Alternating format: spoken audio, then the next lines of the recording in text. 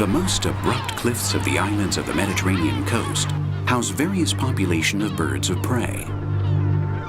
They make their reproductive and migratory cycles coincide with those of marine birds so they can prey on their chicks. This young peregrine falcon female seeks out new hunting grounds.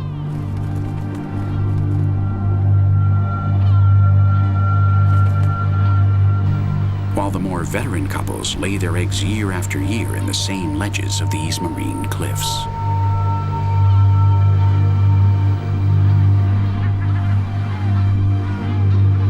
Kestrels, peregrine falcons, and even Eleonora's falcons, originally from Madagascar, feed off a seasonal flow of travelers from other continents. Over 2 billion birds of some 150 species cross over the Mediterranean along their annual migration and pay a small bird of prey toll along the way.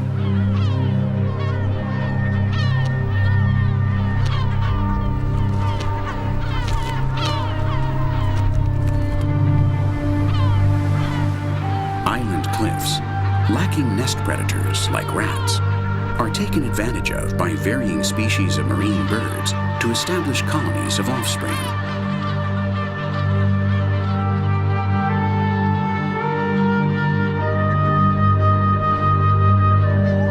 From the beginning of spring and well into the summer, one can find in dense nesting areas, with chicks in different stages of development, the yellow-legged gull, the most extended bird in the Mediterranean. These gulls are very territorial and aggressive, which is why they displace other species, often preying on their nests. What's more, they've gotten used to eating in landfills, where they find food year-round.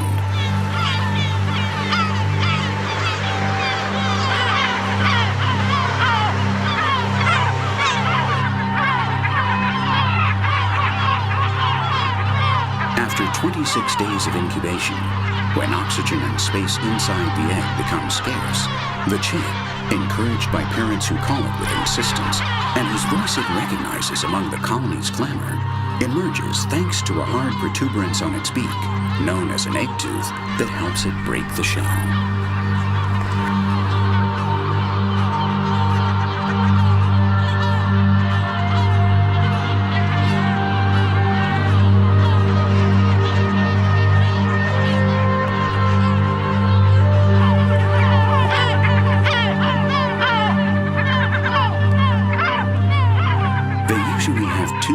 Chicks that leave the nest within a few days, moving about its environs while they wait for their parents, who feed them incessantly.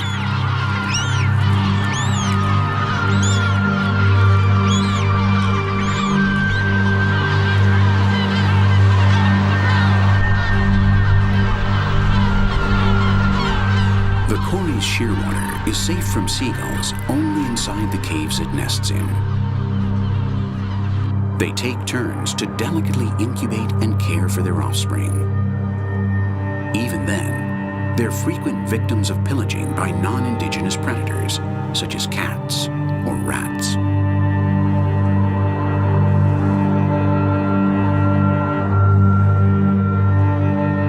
Every 8 or 10 days, and always at night, the couple relieves each other.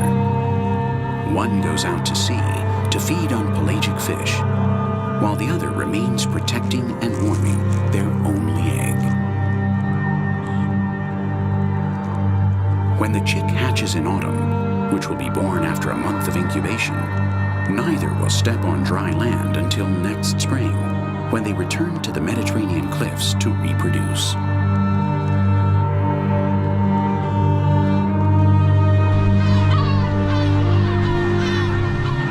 Increasingly scarce couples of cormorants are always on alert because of continuous threats from seagulls, which won't hesitate to finish off the defenseless chicks if they're left uncared for.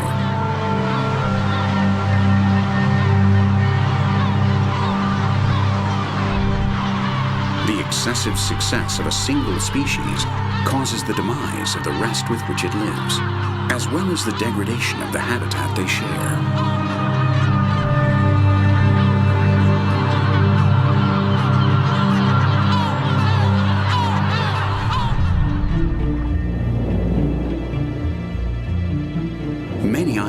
benefit both from organic material supplied by ocean currents and that dumped in by rivers, which favors the proliferation of animals that feed on particles in suspension, scavengers, and naturally all those who feed on them.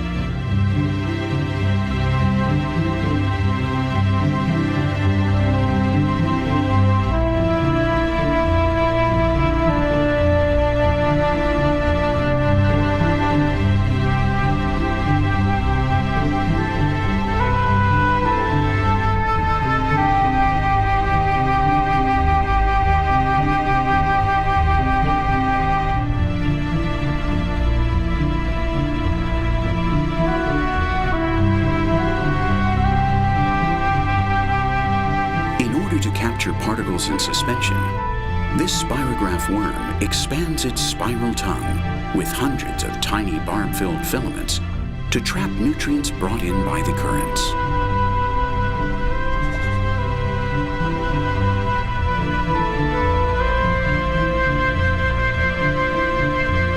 Lobsters constitute a segment of the army of scavenger crustaceans that tirelessly clean the Mediterranean seabed. From brown crabs to many species of shrimp, they transform decomposing matter into protein, since they themselves are a part of a very important diet for many others.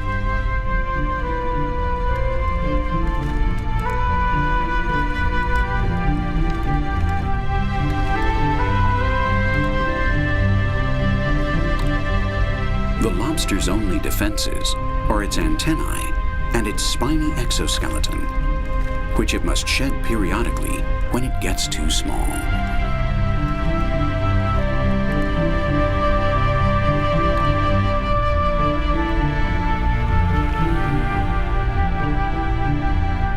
Many of these benthic crustaceans are a part of the Serranidized diets, a widespread family with members that measure between 10 centimeters and 2 meters long, such as the Cherna, which inhabits deeper waters.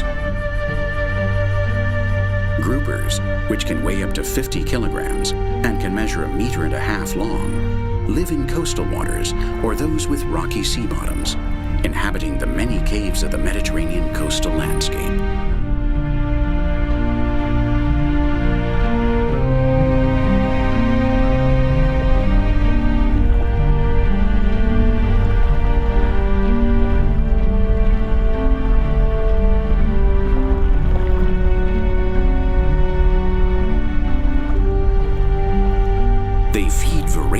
Off crustaceans, cephalopods, and even off smaller individuals of their same species.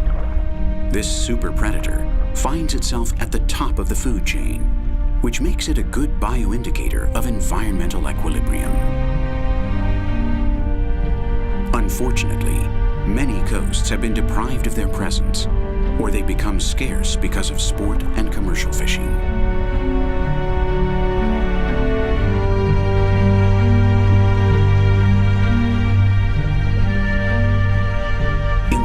That are most exposed to currents, nutrients flow with great intensity, only to be intercepted by an endless number of minute tentacles and arms.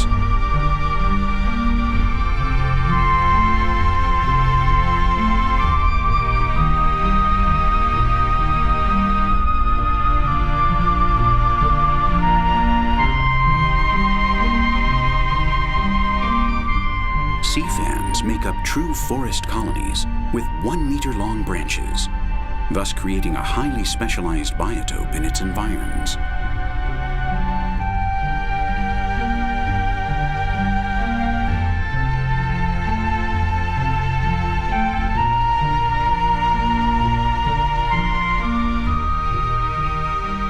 What seem like flowers are really coral polyps that live in community, capturing microorganisms and particles in suspension.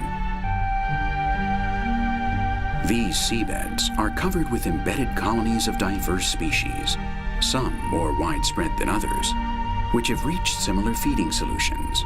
While sponges and sea squirts are poriferous filters, anemone, anthozoa, and bryozoa actively capture their food.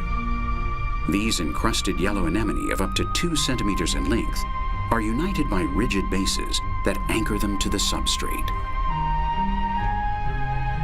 Most use the solid remains of their prey as a resource to build structures of varying hardness. They don't, however, reach the size of their warm water cousins. Coral communities in the Mediterranean are equally productive, undergoing vital bioconstruction tasks. The calcareous skeleton of the coveted Mediterranean red coral grows very slowly, from 3 to 5 millimeters a year, which makes its regeneration difficult. Up to the 20th century, great Antizoan forests could still be found, which man has used to adorn himself for over 30,000 years. Nowadays, it's one of the most threatened species in the Mediterranean because of commercial exploitation, which was, up to relatively recently, carried out by highly destructive methods, not only for corals, but also for the rest of the species with which it cohabits.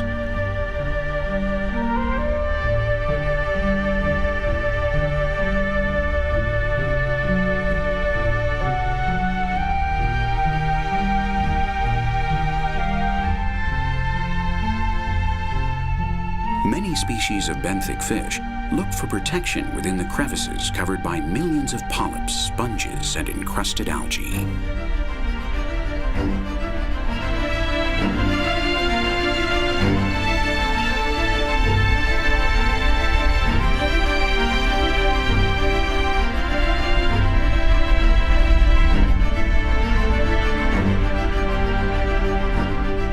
Red scorpionfish are strongly territorial.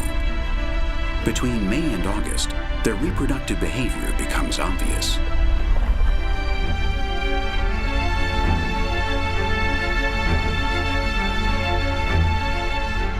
Like the grouper, this voracious nocturnal predator spawns far from the seabed so that currents and thermoclines can transport its eggs and colonize other places while they become part of the plankton.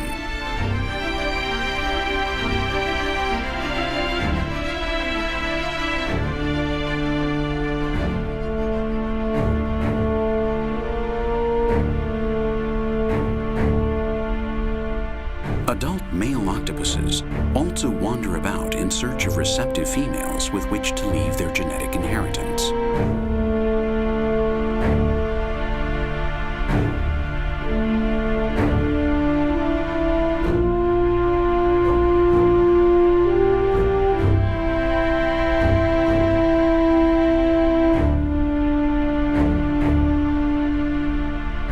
During their meanderings, it's common for them to encounter other males with which they battle cruelly, sometimes severing a member or two.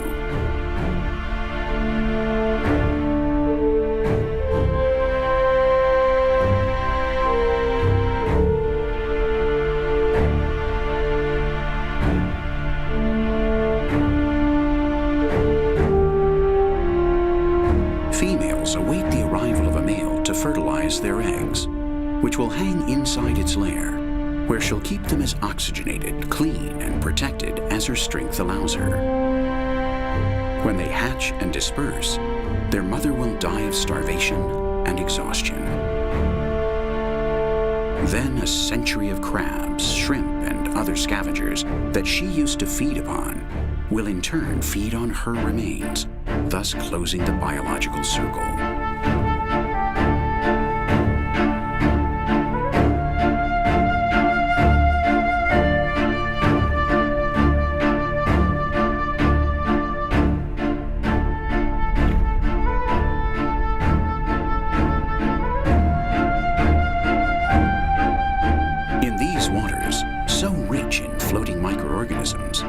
It's common to find many parasites on the skin of large and small fish.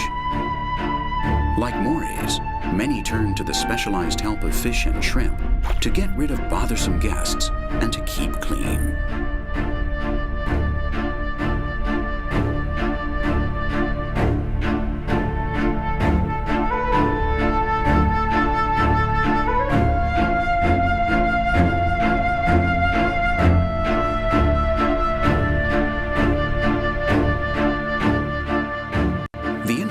Between species and small and large symbiosis are the fundamental pillars of the global ecosystem's sustainability.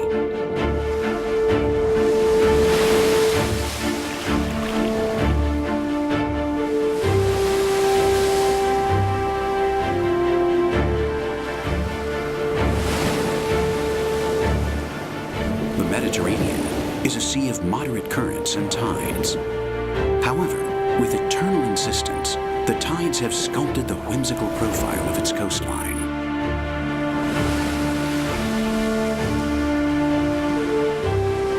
Beaches are formed in bays and coves by the accumulation of mineral sediments of diverse origins, more or less crushed by the strength of the waves.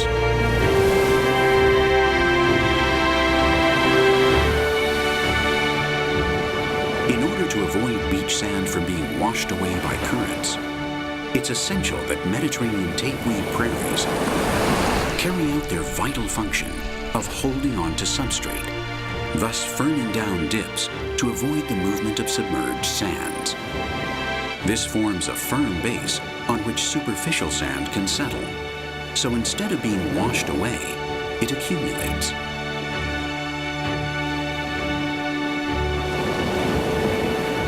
Thus, without tapeweed, the fine sand beaches of the Mediterranean wouldn't exist. Once more, two ecosystems, one underwater and the other on the surface, are closely linked.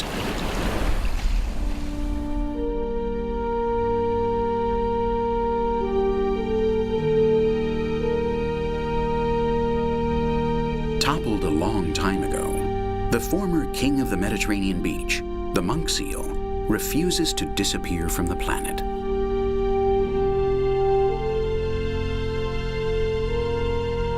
Fewer than 500 individuals are spread out in small communities between the coasts of Greece and Turkey, as well as a few dispersed locations on the North African coast, Mauritania, and Madeira. They are destined to disappear in agony because of the vast distances between their population and the drastic reduction of their vital space.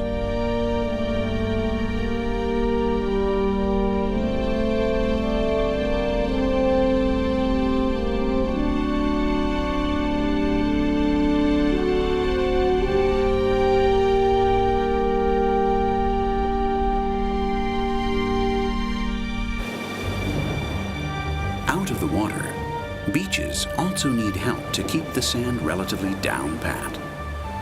For that, they turn to the all-important vegetation, which creates dunes and terraces that prevent the sand from dispersing in the wind and protect many birds that come to the coasts to nest.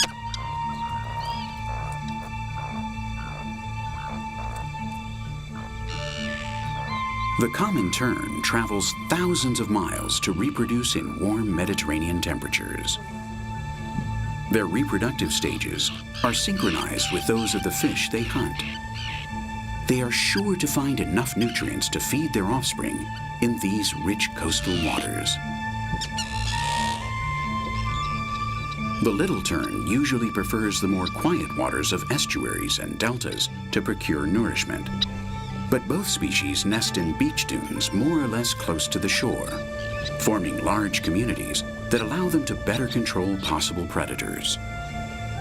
The degradation and disappearance of coastal areas, along with the necessary conditions for their reproduction, seriously affect numerous birds and sea turtle species.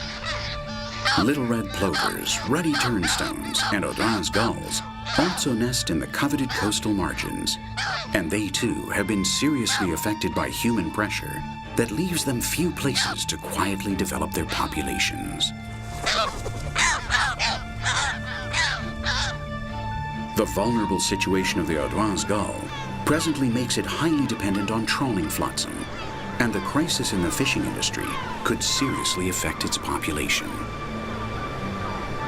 In this enclosed sea, there is a prodigious biological diversity with a high degree of closely linked endemism.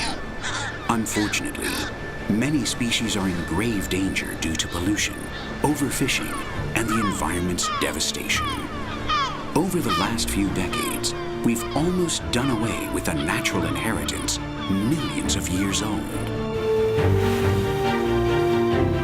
Few are the mythical colossi that hufnew these coasts inspiring legends anymore.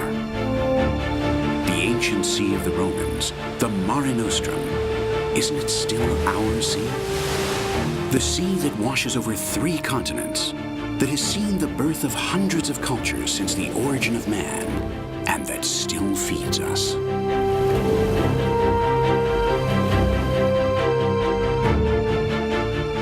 It's in our hands to learn from the mistakes and change our mindset, substituting our predatory attitude with another that is more sustainable and less aggressive with the environment.